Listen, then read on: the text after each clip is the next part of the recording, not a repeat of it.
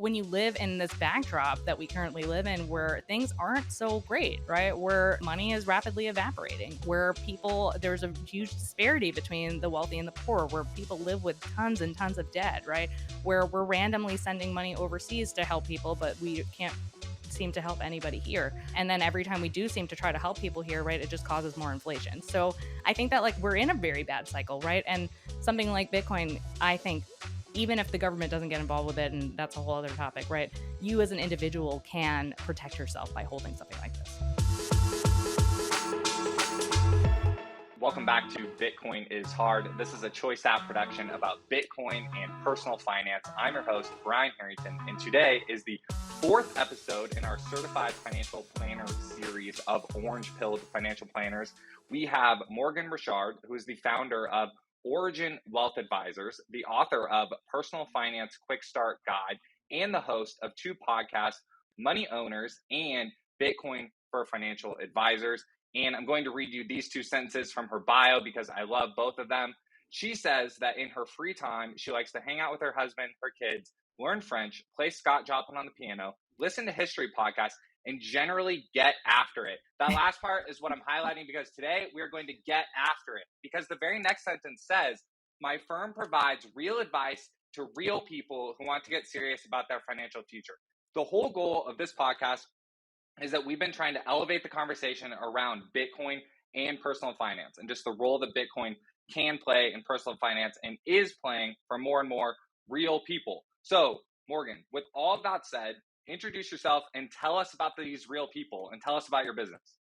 Thanks for having me on, Brian. I'm really happy to be here. So my firm is now, I guess it'll be 8 years old in August, which is kind of crazy.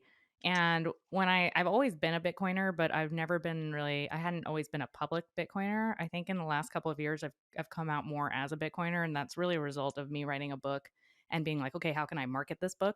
But as a result of that, I feel like it's really finally, I feel like the two worlds that I've always lived in, which is the Bitcoin world and also the financial planning world, are coming together and really creating this nice experience for clients to have where they know coming in that they're going to talk about Bitcoin with me, which is kind of nice. But it's still just real people, just the plebes, coming in and needing good financial planning and wanting to make sure that they fulfill all of the aspects of their life that are really important to them and do it in a way that makes financial sense. Yeah. So what are the main mistakes that people are making? Like, or is that's too negative of a way of framing it? Or just like, why do people need financial planning? Why is it helpful? Yeah, so there are many different aspects to financial planning. I think that in the Bitcoin world, we like to think, okay, Bitcoin fixes this, right? And we won't need this financial planning thing anymore. We don't need to worry about this. And I think in some regards, that's true, right? The investment portion of financial planning, which I think people think of when they typically think of financial planning, is like, how am I going to allocate my assets? Where am I going to take my fiat money and put it to work so that it doesn't get eaten away by inflation? That part of it does go away. But it doesn't remove investment in general, right? It removes the need to quickly invest. So what the government has done, right, and really the globe by adopting a Keynesian standard is that they said, okay, there's going to be inflation and we're going to put this inflation in the economy so that it grows. And so thereby you go out and you spend your money as quickly as possible. And not only do you spend your money as quickly as possible, but you also invest your money as quickly as possible, right? Because if you don't, then your money is rapidly depleting. So we don't want anybody with money in their mattresses, right? We don't want people hiding stuff from us. We want them either putting it to work in some sort of productive way, quote unquote, that like the government thinks is productive, right? Or that you're going to go and spend it. And so what Bitcoin does, right, is it removes that. It kind of gives you more ownership of your money and says, okay, slow down. It doesn't have to be so fast, right? You can decide what you're going to spend your money on. You can decide when you're going to invest. You're going to decide whether or not it's even a good idea for you to invest. And for most people, the answer to that question is probably no. So from a financial planning perspective, right, maybe that aspect of it gets removed or gets shrunk down really, really small relative to what it is today. But there are so many other aspects to financial planning that don't really go away. So to answer your question about like, what are people doing wrong or why do people need financial planning, right? There's something so basic, right, of cash flow management, right? You have money coming in some regard, you have money going out, right? There should be something left over there. Like, how are how is any individual doing something like that? So that's like the first base, like the base block of wealth would be there. And then from there, right, there are other aspects. So once you're able to create that cash flow surplus, Then you have other aspects to planning where, okay, maybe I can plan for large expenses, or I can go start a business, or I want to sell a business so I have some excess cash flow, or I need some sort of retirement planning because at some point I'm going to want to slow down and do something else with my life, or work by choice, or maybe totally retire, or making sure I'm planning for, my eventual age where maybe I have diminished capacity or in some regard, right? There are many other aspects to it, or like the estate planning. What kind of legacy do I want to leave behind? How does that look for me? How, including Bitcoin, right? How do I make Mhm. sure that my heirs get my Bitcoin and they get it in a way where they actually can take control of it rather than it just being, okay, now I have to go on some random treasure map because like, my brother was like a crazy nut Bitcoiner, right? And has 700 Mhm. hardware wallets. Right. So like there are other aspects to that too that Bitcoiners do need to be thinking about. And doesn't really go away, even though Bitcoin does fix a lot of the other aspects of financial planning.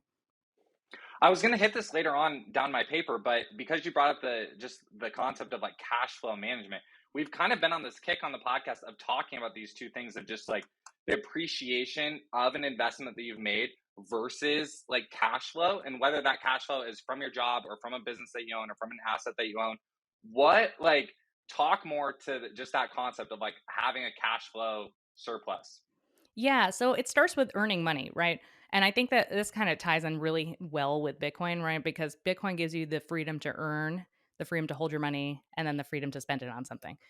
So cash flow management starts with earning, and you need to figure out a way to earn money, or figure out a way to get somebody to give it to you in some capacity, right? We can argue about whether or not you have to work to do that, but let's assume that you're going to work to do that, right? So earning involves, right, finding a job that you find pleasing, finding a job that gives you purpose, finding a job that you'll want to do for a long period of time, presumably, or a career path that gives you meaning and value that you'll want to do for a long period of time, and then negotiating along the way to make sure that your income is increasing proportionately, like with the work that you're doing, right, and how you're improving along the way. So I would say that, like, people often don't look at that side of financial planning or really cash flow management in general. It's like, okay, how can I increase my income, right? Like that's such an easier way than saying, okay, how can I cut every single expense that I have?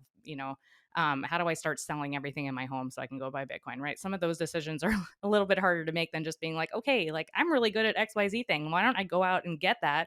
And then when I prove that I'm really good at it, ask for a raise.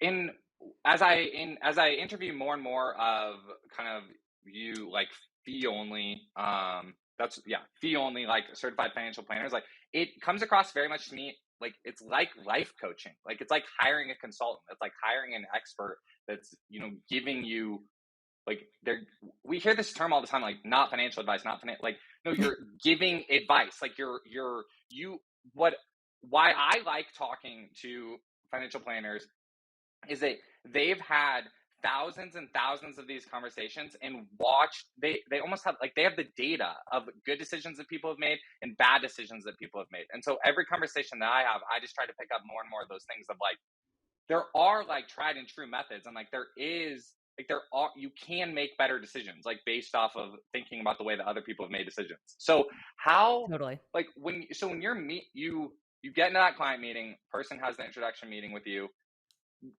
talk to us about barriers to people making those better choices, or like the whole concept of like, well, earning more income, like a lot of people have like limiting beliefs that keep them from believing they can make more income. Like is that, do you run into that, or what happens when you talk about increasing income? Oh, totally. I mean, I think that we all have those in some ways, right? That we have limiting beliefs about all sorts of things, which is why it keeps us from leading that most fulfilled life that we want to have. And then even when we are able to break those barriers down, we get to another place where we have other barriers, right? Because like that's just kind of the human way, right? Every time you achieve something else, you're like, okay, I have a new goal that I want to go after. So I think that part of that, it is a coaching thing, right? And I think that a lot of advisors get into this. Not to say anything bad about advisors for doing this, but they get into a thing where they're like, okay, well, my job is actually as a therapist because people come in here with all their money problems and they have limiting beliefs and everything else, and I have to sort that out as their therapist. And I just think that that's actually the wrong way to look at it. You're not a therapist, right? You're a financial planner. That doesn't Mhm. mean that you can't help coach a client and give them the energy that they need to get off the couch and do the things that they need to do. Most people need energy, right? They don't need like some Freudian financial planning thing on a couch. So I think that like as a financial planner, it's really important to know to distinguish between giving therapy versus doing coaching. Mhm. and leading a client so that they can make those decisions. I think the other thing that we do as planners is because we are being paid, right, for our services and for our advice, and to also take the burden off of clients to do some of the work, right? They're offloading some of this financial stuff that they don't really find all that interesting, or they find it burdensome in some way, right? We take too much burden on though.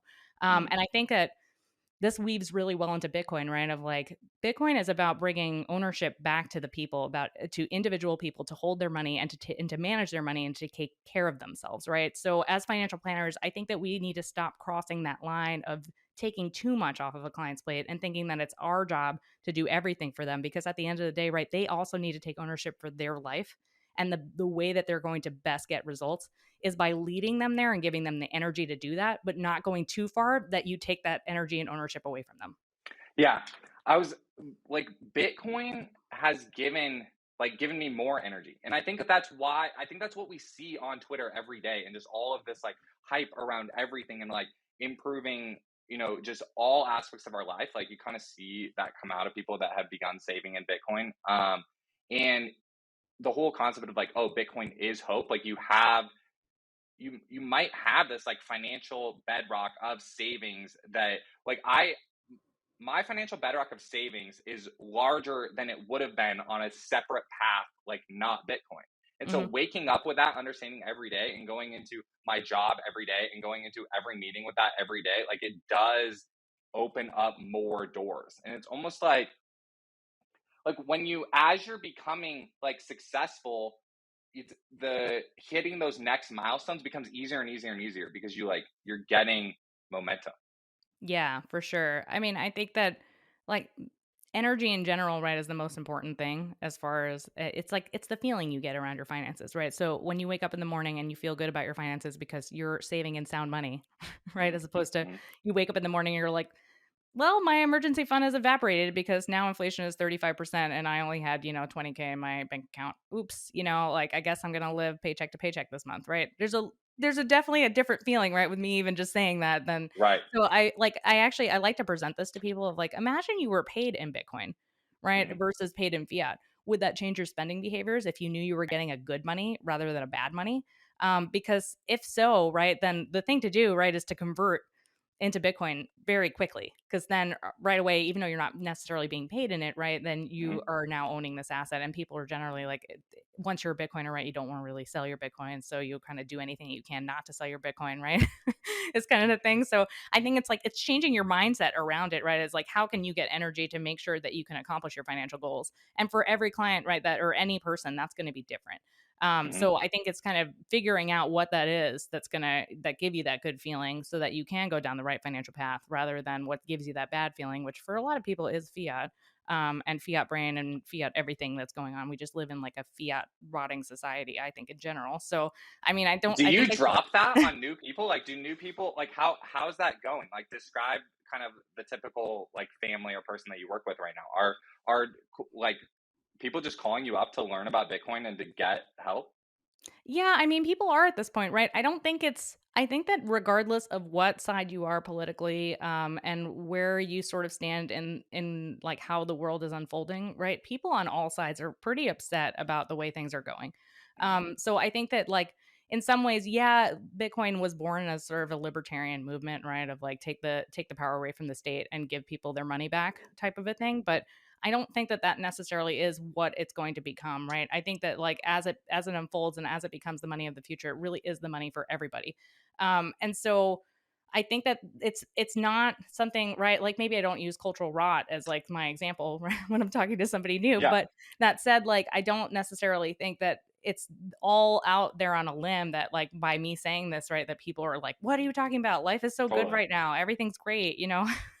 So there is though, right? I think that like when you live in this backdrop that we currently live in where things aren't so great, right? Where money is rapidly evaporating, where people there's a huge disparity between the wealthy and the poor, where people live with tons and tons of debt, right?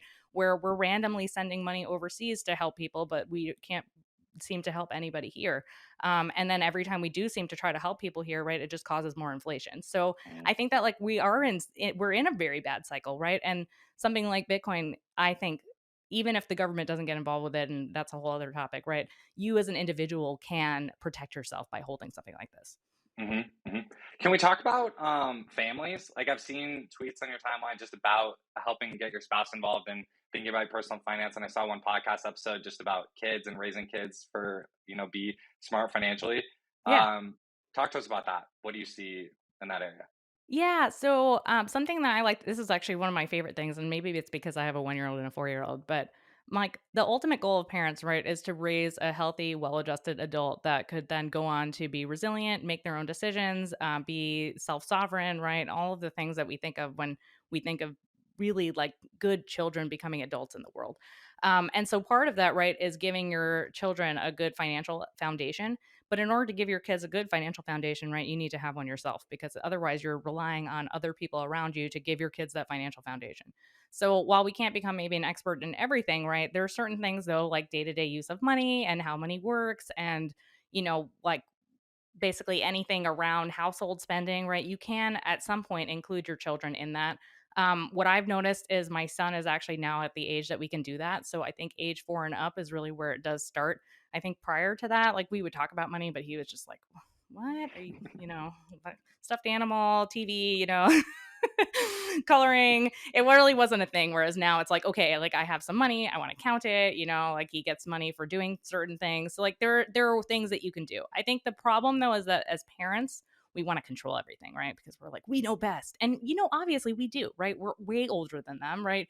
Even, not the smartest parent is going to be better equipped to handle things than their 4 year old child, right? So in some regards, yes, we do know everything, but on the other way, right? The other way to think about it is like they don't learn anything by us giving them everything, right? They learn more by us giving them autonomy. And I guess I mean, I keep saying this, but it goes hand in hand with Bitcoin, right? It's like people learn more about their money when you give them autonomy over their money, right? Rather than being like, I'll take care of every little thing for you. I'll move money around. I'll do this for you. I'll do that for you, right? I'll pay your bills for you. Then they don't even know what they have going on. So it's the same thing with children, right? And it starts with even, something that's non-financial, which is like getting your kids to help around the house, right? Or getting them to just do little things like make their own food or tie their own shoes, right? At some point we have to say, okay, even though they're not going to do it the way that I specifically do it, they need to learn how to do it. And so it's a conversation that we often have with clients for sure, because I mean, the median age of my practice is 42. A lot of people have young kids. We're always talking about how to get your kids to be more responsible in a way that they can then learn about money and become more responsible with their money. Mm-hmm. Mm-hmm. And then talk to us about the spouse side. Yeah, on the spouse side, so what used to be, I think the standard is that the husband would deal with all of the financial related stuff in the household, and then the wife would just be like, I have no idea what's going on. And, if something happened to him, I think it would be horrible. And, not just because I no longer have my husband, but also because I literally don't know anything about our finances, right? I think that that's starting to change. But I think on the Bitcoin side, it actually hasn't changed as much, right? Because usually it's the husband who has gone into Bitcoin and who has dragged their spouse along the way, along for the ride with them. So on that side, it's really just making sure that the wife understands what they're invested in, right? Or what they're putting their money towards, and also how to use it. Getting them set up on even small mobile wallets, right? To be able to send small payments around is really important. Getting hardware wallets set up so that they know how to use it, so that they know where they are, right? To know what it is, know what the seed is, know where it is, the whole thing, right? To get them really truly involved. And it's not an easy task, right? I think that this is not something that like the average financial advisor can do, right? If you've got 300 clients and all 300 of them need their wives need to come on board and learn about Bitcoin, right? It's going to be really hard versus somebody like our practice where we have 35 clients. I can spend almost endless amounts of time with the spouses who need help, right? So I think that like that is it's sort of a testament of how your business is run for sure. But I think that more and more we need to get both spouses on board. Both the husband and the wife need to know what's going on. At the very least, know where it is, right, in case something happens, and who they can talk to about it. Yeah, totally agree. And I've been saying that too. I think having Bitcoin on both partners' phones is really important, and that can just be somewhere along the way of a starting point of having some amount on their phone, so they're in proximity to it and can see it. What has has anything changed over the last like 6 months compared to, I don't know, 2 years ago in terms of kind of like partners talking together about Bitcoin? Yeah. So, I mean, what I've seen in my practice is that people are more and more interested in this. Like, while this was a very weird and bizarre conversation, maybe to have with people in 2016, is now something that people are like, okay, I know what this is. I'm not exactly sure how to do it. Both my wife and I want to do this, but we just don't know how, right? And then that conversation is very different than, okay, what is Bitcoin? How does it Hmm. work? Hmm. And Hmm. yeah, we're still having all of those conversations. And we're in fact having maybe sometimes having more of those conversations as more and more new coins and other things come out. And we're trying to Hmm. keep clients away from that kind of stuff and bring them back towards Bitcoin, of like having conversations about what like a decentralized system actually is Hmm. and what it means versus what some of these other things are pretending to be. Hmm. And having like true Bitcoin education. In our firm, though, we do require that spouses are at almost every meeting together, so Hmm. nobody really does get left behind. There are obviously instances where that's just not possible, where one spouse needs to speak to us about something and the other spouse is not available. Right? We're not going to be like, I'm not going to take your call. Yeah. That's just it's just Yeah. not going to happen. But yeah, but for the most part, everyone, the expectation is that both spouses are at every single meeting. So I think that makes it a little bit easier, right, to make sure that everyone's on board on every aspect of the financial situation, including Bitcoin, right, when everyone's there for everything. And as any advisors who are looking to get into this, I think that it's really important that you try to bring the other spouse along as much as you can, just because like you don't want them to get left behind, and especially if something happens to your client who is like the main client that you talk to, right? Then that spouse is kind of like they're out there and they don't know what to do and they don't even Yeah. really know you, and then they're not going to use you, right, because you never even tried to have a relationship with them to begin with. So Yeah. like all around it's just bad, right, because now they're in a vulnerable spot, and they don't have anyone to talk to, and then you're also probably losing the business because you never made an effort, and they Hmm. also don't know what to do with the Bitcoin because they maybe didn't even know that they had any. It's just a Hmm. bad situation Hmm. altogether. But the more you can bring people together and remind them that, hey, we're all on the same team, like let's try to get this in a place where everyone feels good and comfortable and confident, the better the financial plan is going to go for sure. Hmm. What other tips do you have for, let's call it that, like leading partner or that partner that's down the rabbit hole and orange pilled? What tips do you have for them on kind of not during the meetings, just like continuing to talk to their partners about Bitcoin? Yeah, so I would say stop like berating your partners into wanting to buy Bitcoin. I think that it's so easy, and like I'm guilty of this too, right? And I think people often think of like when they think of Pierre and I, they think of Pierre being like sort of dragging me along for the ride, right? But like it wasn't really like that. Like we were both into Bitcoin. He did introduce me to it, but like I once I heard about it and learned about it, I was like, "Oh, I'm kind of all in too," right? But most people aren't, they're not like that, right? And most people don't want to hear about Bitcoin 24/7. Like they really don't, right? They want to talk about other things. And every now and then they might want to talk about their money. And maybe every now and then they might want to talk about their money, but they don't want to also talk about Bitcoin at every single money conversation. So I think that that's sometimes hard for people who are fully orange pilled to understand, because it's like, I just want to talk about Bitcoin all day, every day, no matter what, because I love Bitcoin so much. And I'm with you. I love Bitcoin, right? I really don't like going to a financial planning conference where I have to hear about people talking about fiat assets and they don't want to talk about Bitcoin. It sucks. I hear you. But your spouse is not like some random person you're trying to orange pill, right? Your spouse is the person that you've decided is your soulmate who you want to spend the rest of your life with. So I think being a little more keen to that, right? Of like, okay, when's appropriate for me to have these conversations, right? What would be the right way to introduce my spouse to this? Maybe they don't want to read, this certain person that I really like because it just, it's not the right fit for them. Maybe they need, especially if it's a female spouse, maybe they need to hear some Bitcoin content from another woman rather than hearing all of it from men, right? You just need Hmm. to like know who your husband or wife is and how you want to go about it, and really try not to jam it down their throat.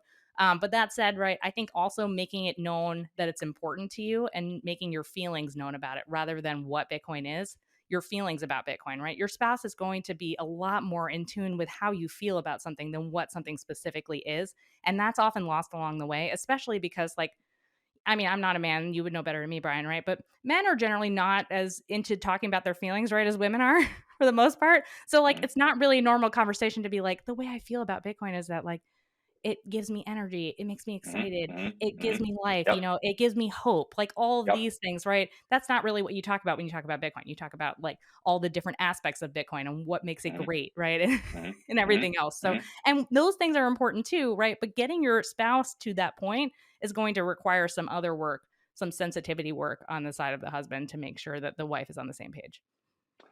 So many multiple things I want to say off that. Totally agree. I want to talk about. I'm gonna throw out a few. I want to go down the path of talking about Bitcoin activism and just like your thoughts around Bitcoin activism. And then because you're correct, the like feelings around Bitcoin and the energy around Bitcoin to me is so combined with the personal finance aspect of it that I weave back and forth between the two so very quickly. And I think that happens sometimes too, where you're like, because taking Bitcoin out of it for a second, I'm obsessed with personal finance. Like, I know that about myself. Like, I grew up budgeting like with my mom and dad, and I like thought about my finances all the way through college, and I thought about my finances as I got jobs and like all this stuff. And I'm guilty of like watching 2.5 hours of finance YouTube every day, like after work. Like, I'm obsessed about personal finance, and I have a whiteboard, and I'm like always thinking about it. Like, so, but that like, you're correct. There has to be even taking Bitcoin out of the conversation, there has to be conversations not about like the personal finances. And so talking about that, and then kind of combining all that together, something that I'm more and more interested in talking about, and I want to see more just things on, is there, like, we're talking about bringing one partner along, but there also is now a sizable group of people, many thanks to people like you, like Ann Pierre, like who I would consider Bitcoin activists, that have been stacking for a long time. They've been combined and on the same page, saving in Bitcoin, using Bitcoin as their base currency for 6, 7, 8 years, and this has been a thing now. And I kind of feel this thing bubbling up in a lot of conversations that people are kind of asking, now what? Like, now what? Now Mm. what? And that's why I'm thankful that this is the 4th episode of our Certified Financial Planner series, and that people are thinking about this. And I'm thankful that like, look, our real estate episodes like get clicks and like get listens, because people, I don't really buy the common thing on Twitter of like real estate is a shitcoin. Like, people are looking for, what should my real estate strategy be? What should my business owning strategy be? Like, we have the ability to, Bitcoiners as a generation have the ability to have a lot of influence and make a very positive impact on the world by continuing to make good decisions. We've already nailed the foundation of like saving in the better currency. And so it's almost now a fully new greenfield conversation about, now what do we do, like, as people who like are ahead of the curve and have influence and have the ability to, like, really set ourselves up and the next generation for, financial success. So all of that, like, maybe we can tackle those in order, but I'm not sure I'll remember the order. What's your perspective on like Bitcoin activism and the activism side of Bitcoin versus like the personal finance side of Bitcoin? I think it's always going to depend on the person. And I hate to, I'm sorry if a lot of my answers are, it depends, but right, it does so depend, right? Because what I find really fulfilling and exciting and what I want to do with my money is going to be very different maybe than what you want to do with your money. Mm-hmm. Because we're two different people living in two different parts of the country with two different families and two different like views on what's important in the world. And I actually think that that's a good thing, right? That we have different views. And it's one of the things that I really like about Bitcoin actually in general, right? Is the reason why the code never changes is because there's so many diverse views about what should go on in Bitcoin that everything stays the same. And in fact, I think that the more we have diversity in thought, the better and more secure our money will be, right? And the more we have diversity in thought, the more people will take their Bitcoin that they've been doing, that they've been stacking for a really long time, and put it towards something that's meaningful to them and presumably, meaningful to other people in the world. That, and even though you and I may not agree on what that is, right, you might agree with 200 other people who do, and whatever it is that I want to do, right, I might also have a following of people that want to do that as well. But I think that it's important to come back to basics before you start any kind of activism on what's important to you, and especially if you're married, it's not just what's important to you, right? It's what's important to you as a couple, and what you each want to do with that money. Because even though you can say, okay, the husband maybe is the one who found Bitcoin and stacked all the Bitcoin, right? If you're married, your finances are together and you need to view it as together. It's not one person's money or the other person's money. And I think that couples really do start to butt heads with each other when people start to say in the relationship, especially now when two spouses are working, which a lot of relationships are, where like the husband or the wife says, well, this is actually my money, right? Mm-hmm. Once you're in the my money mindset and you're married, Mm-hmm. it's gonna go downhill. Mm-hmm. It just is. So I think getting on the same page about that to start about what you want to do with your combined money is Hmm. going to make a huge difference. We actually offer this service in my practice. I do it through Origin Wealth Advisors and also through another service called Money Owners. It's called Life Planning, and it basically takes you through a series of 3 meetings where exploration is the first one, where we have a very high level overview of what's important to you and what the elements in your life are that you want to pursue. And then we narrow it down in a meeting called Vision, where we go through what's like through a series of questions that we have clients answer. They go through those questions, we review the questions together, and then we actually present them with a vision based on those questions of what their life could be like. And then the third meeting in that series is something called Obstacles, where we go back to that vision and then we start knocking out any obstacles that could possibly get in a client's way of having achieving that vision of like their, all the Hmm. elements that are really important to them in their lives.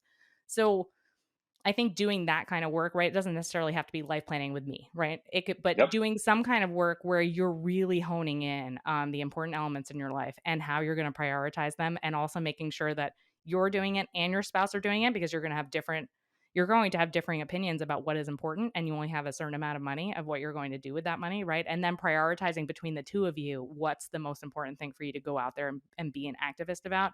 I think like doing that hard work is the best way for you to put your foot forward in the world.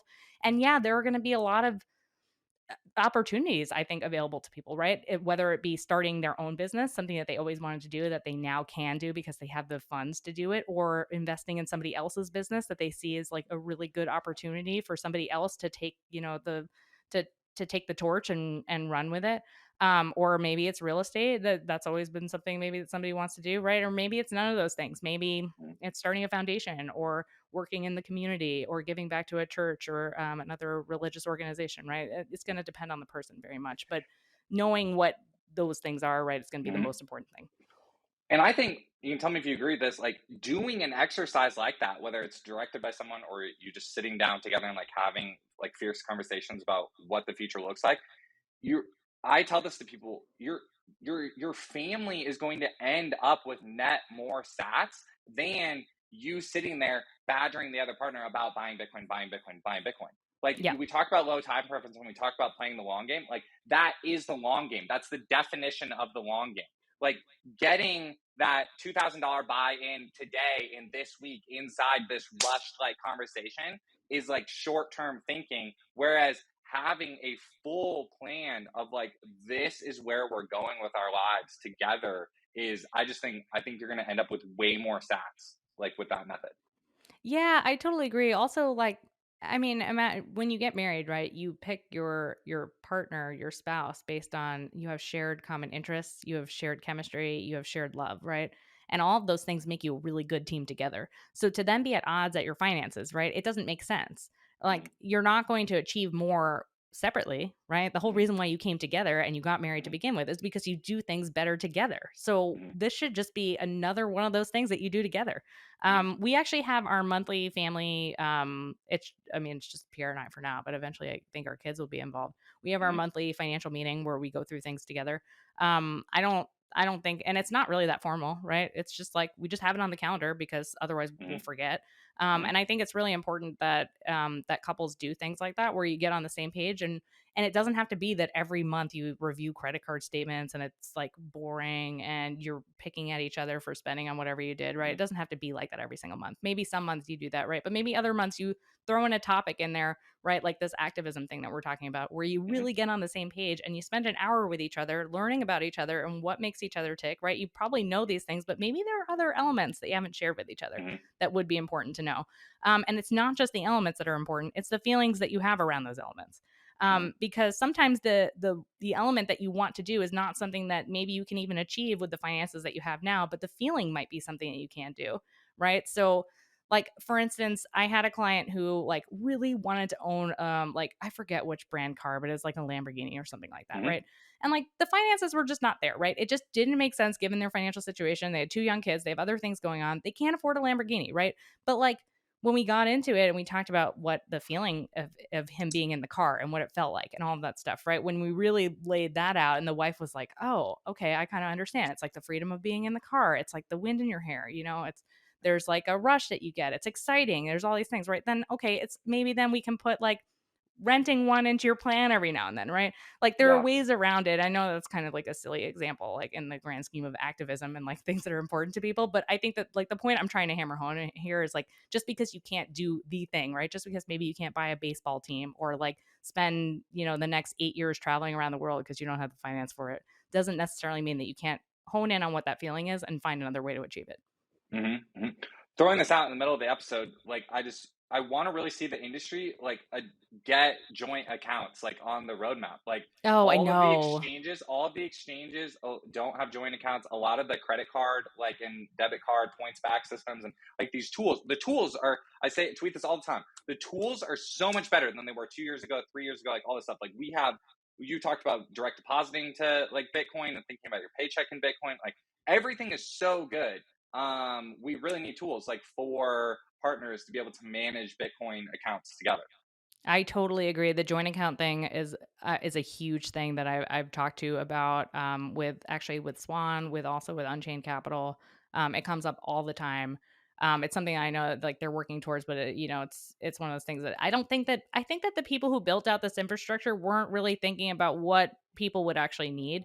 And then all of a sudden, and then adding other people into the roadmap, right, feels like less secure. So I think Mm-hmm, that's one of the things where like, okay, well, we have to KYC two people, and then like mm-hmm, who is able to log in and pull the money out? Are we responsible if like one spouse mm-hmm, goes in there and the other spouse didn't know about it? There's that kind of thing. It's the same thing with power of attorneys. There's no power of attorney anywhere, right? So sometimes like we run into a thing where we have an adult child who has power of attorney over their diminished capacity adult parents, right? mm-hmm, And that's common. And that's actually something that I think the entire industry is going to be up against, right? Because like as the 30 somethings and 40 somethings have their aging parents, right, and they start to get control over their parents' estates, yeah. they're going to want to maybe buy some Bitcoin Mm-hmm, with some of their assets, maybe not mm-hmm, convert the entire estate, right? But they're going to mm-hmm, want them to have something there. And they can't do it, right? Because a person with diminished capacity can't go to Coinbase and open an account, right? Or worse, right?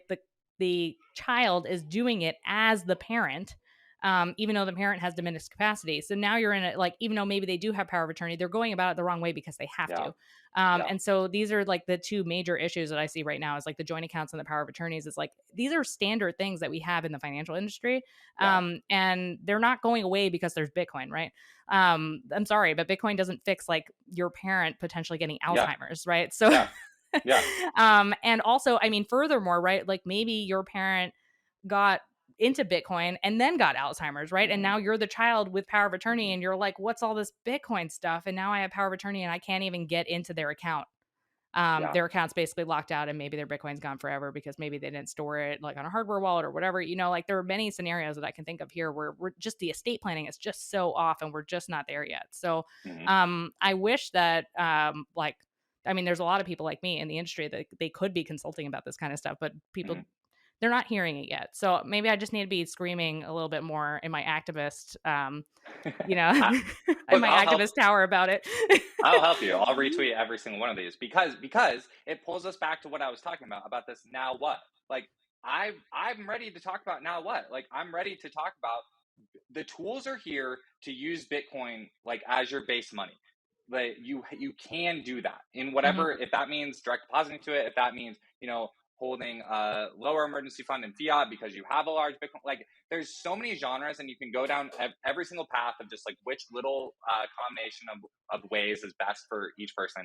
But this just concept of like, yeah, what is the just next future of like I think just Bitcoin couples like crushing it together financially. Like I don't know, dream a bit for a second and just like throw out what do you see? Yeah, I mean, my hope for Bitcoin couples is that they find the elements that are important to them, that they pursue them, whether that be spiritually, whether that be more materially, right? That they go out and they get a bigger house if that's what they wanted, or they get the pool in their backyard that they always wanted, right?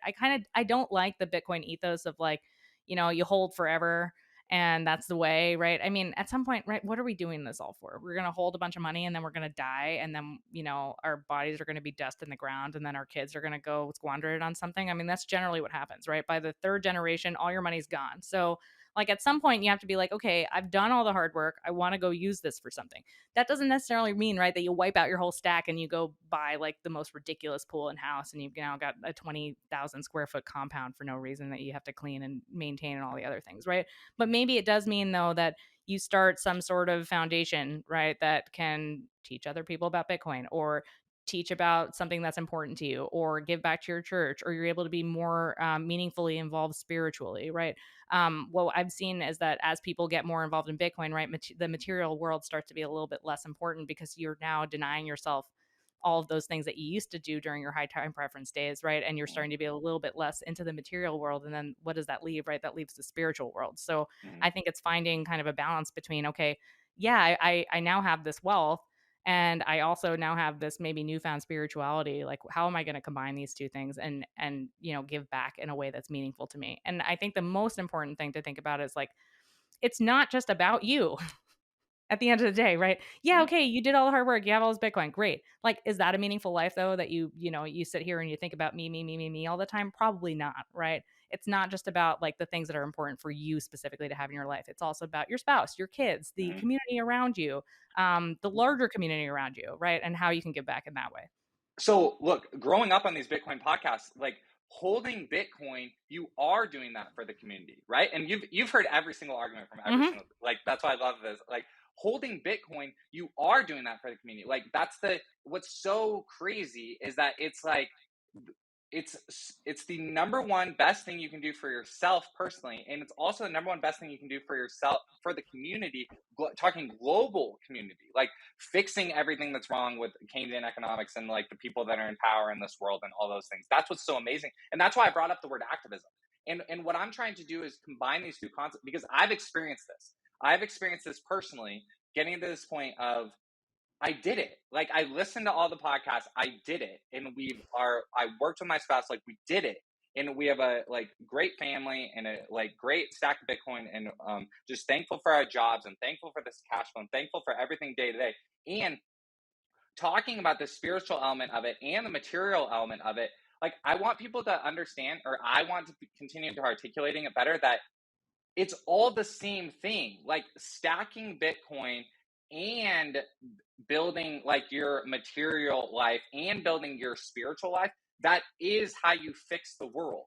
Like Hmm. you as a family having a strong financial foundation and a strong like just like goal oriented foundation, whether that be spiritual or material or anything, like combining all of that is, and I'm doing this because look at, perhaps a harsh analogy, but look at the current like leaders and influencers of our world, like politicians and celebrities and people that have a lot of influence, athletes have a lot of influence on this world.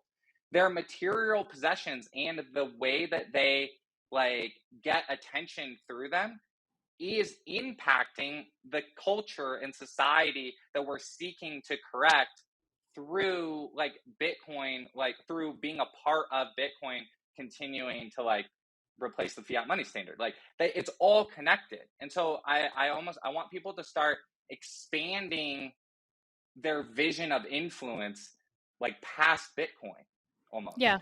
Yeah, I hear you. It kind of reminds me of I had this conversation with one of my clients recently where she said that her daughter was eating out a lot at restaurants, and she's an adult daughter now, so she's in her 20s, and she can do whatever she wants at this point, and she's got a job and a credit card and a car, and they don't really have very much control over her.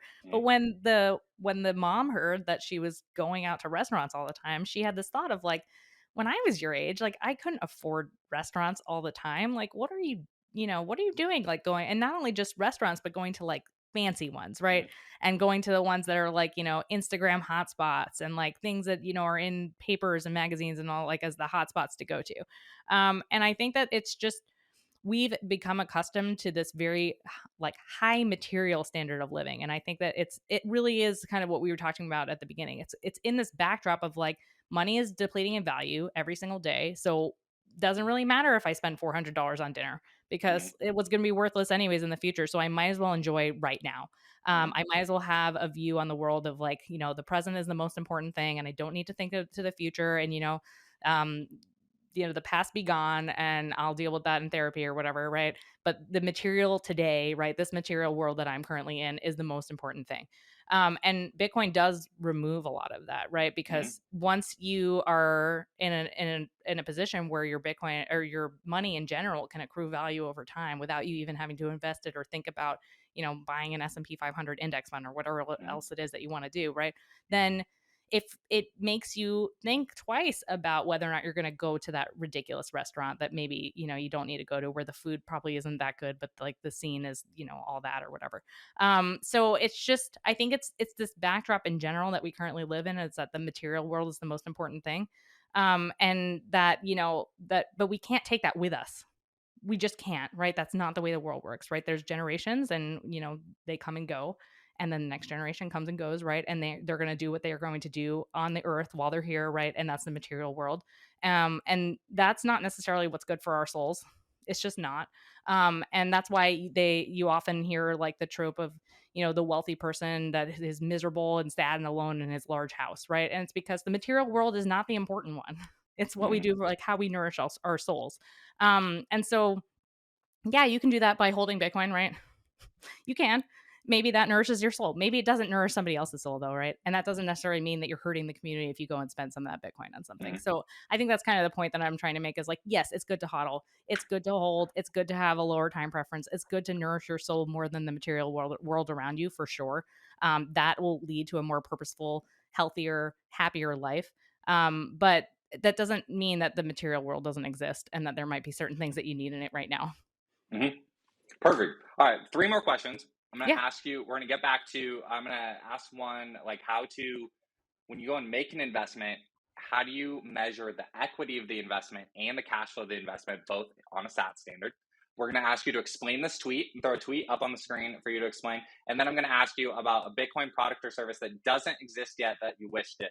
So, what to tee up the first one more, when kind of that conversation of cash flow and that conversation of that next thing. So like whether you and your partner are deciding like life is good and within reason it's time for us to like upgrade our home, or you're deciding life is good and within reason it's really time to like swing for the fences and own this business and acquire this business. Then when you acquire either of those things, you have equity, and like you have equity. However, as Bitcoin continues its dominant path, the equity measured in sats is going to be going down in sats units. How do Mhm. you think about that? Like, how do you, so what is when you're having this conversation, these goal setting conversations, how do you think about like the current stack of Bitcoin with the diminishing sat equity of the purchase? Yeah, so I mean, on your home's not an investment. People on Twitter hate to hear this, but it's true. Your home is not an investment. It's a consumption item. You buy a home because you want to live there. You presumably want to live there for a long time. Otherwise, I don't know what you're buying a home for. There are things that you want to have in that home because they're important to you, right? Like it was really important to me that we have a hood above our gas Mm-hmm. stove, right? Because like I cook a lot and otherwise our house will constantly smell.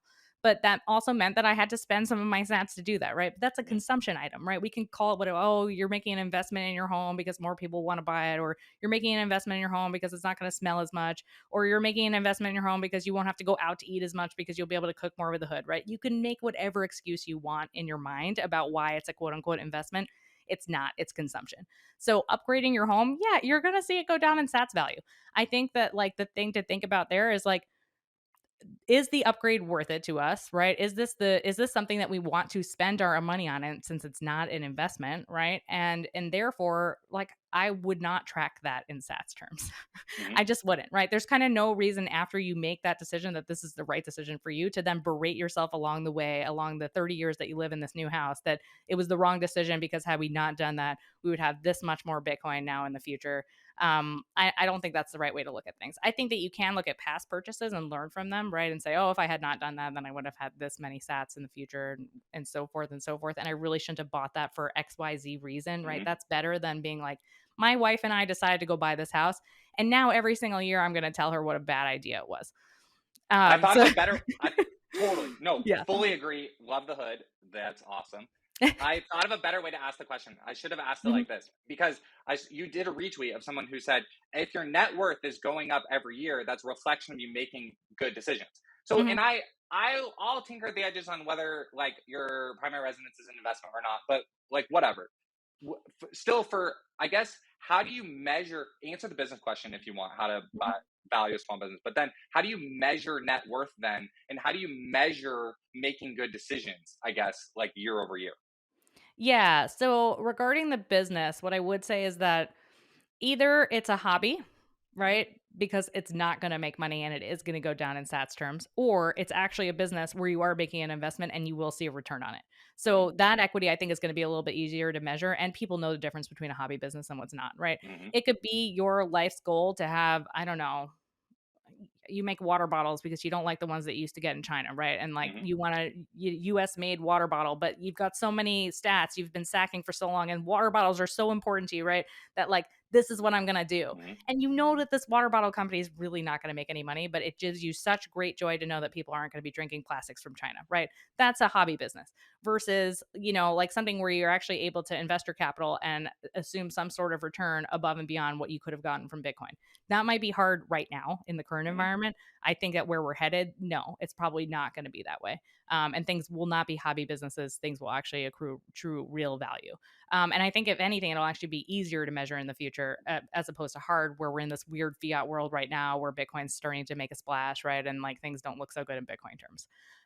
So that aside, but then your net worth, right? We still do live in a fiat world. Like, I think that you can make a fiat net worth and you can make a Bitcoin net worth and you can see it over time, right? And obviously, the more Bitcoin you're going to have, right? Some years it's going to look really bad, right? Like we're mhm, going through a bear market right now. It's not going to look so good year over year to price all of your assets in Bitcoin this year mhm, versus a couple of years ago. But the general idea, right, is that your net worth goes up over time.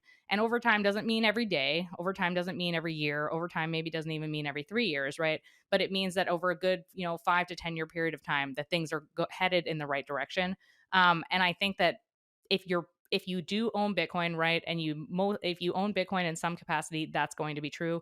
If you only own fiat assets, right, it might be as you're measuring it in Bitcoin. If you were to do that exercise, I don't think it's going to look as good. perfect. Perfect. I love that. Okay.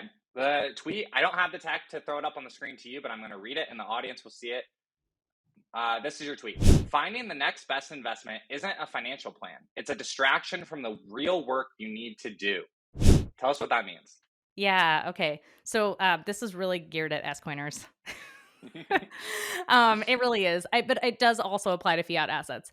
I think what people often lose sight of is that the investment portion of your financial plan is the most important thing.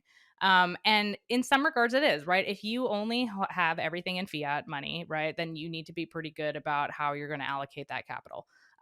I think that still applies in a Bitcoin world, but not as much, right? If you're going to be 100% Bitcoin, maybe at some point in the future, you'll decide how you're going to allocate your assets.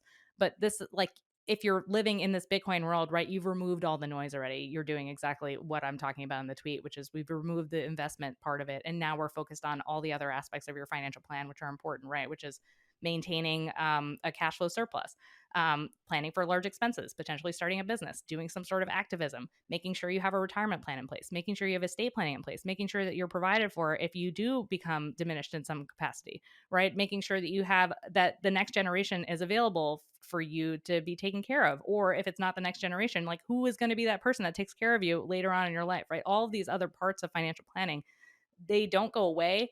And in fact, they become more important as we start to remove the investment aspects of the plan. And then also, I mean, I'm preaching to the choir here about the about altcoins, but I mean, it's such a distraction. It really is such a true distraction.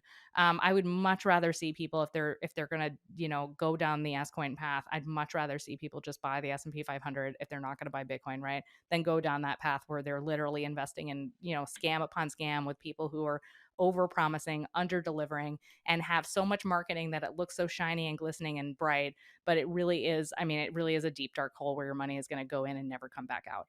And so instead of spending so much time trying to find whatever is hot right now, I mean, I don't even know, honestly. I guess it's like helium, or I really don't even know, honestly. or like the one that just blew up, Terra, right? Like instead of trying to find a Terra, maybe spend some time like stacking some sats and looking at like your total financial picture and getting on the same page with your spouse, right? That's the real work that has to get done, not this other weird, stupid stuff where you think you're going to invest $1,000 and have like $300 billion from it. That I think distracts from the fact that like people don't want to save. They don't want to do the hard work of earning a living and then spending less than what they make, right? And then being able to save that in something like Bitcoin. They want to be able to say, okay, I put away $1,000 and now it's gonna, quadruple bajillion, into whatever, it's going to be. And that's just, it assumes so many things. It assumes, first of all, that you'd be able and willing to hold it through that entire ride, which most people don't do, right? It also assumes that you're able to find that thing that could take that ride. Two things that are very, very hard for the average person to do. So instead, quietly stack sats, right?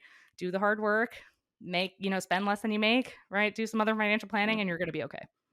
Love it. Love it. All right. The question we try to wrap every episode with is, what is a Bitcoin project or service that doesn't exist yet that you want and would use and think would be valuable? Yeah, I think we actually already hit on this. It's joint accounts and POAs. Sweet. Perfect. Yeah. Would that have been your answer if I didn't like it? Good. Yeah. Love it.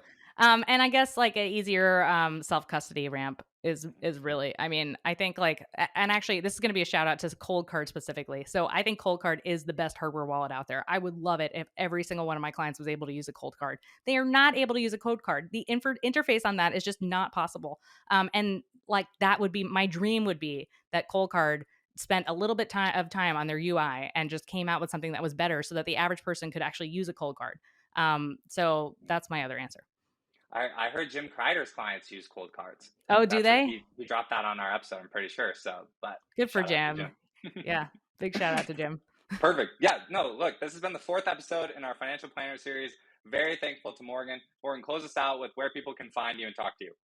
Yeah, you can find me on Twitter. I'm at Morgen with an E Rochard. My financial planning website is originwa.com, and my consulting through Money Owners is moneyowners.com. Perfect. Love it. All right, everyone. See you on the next one. Hey all, this is Brian. You can reach me on Twitter at Brain Harrington. Shoot me a DM with any feedback from today's episode. This has been a Choice App production. Bitcoin is becoming centric to personal finance, and we want to help you learn how to better engage with Bitcoin financial services. None of this is financial advice and is for education and entertainment only.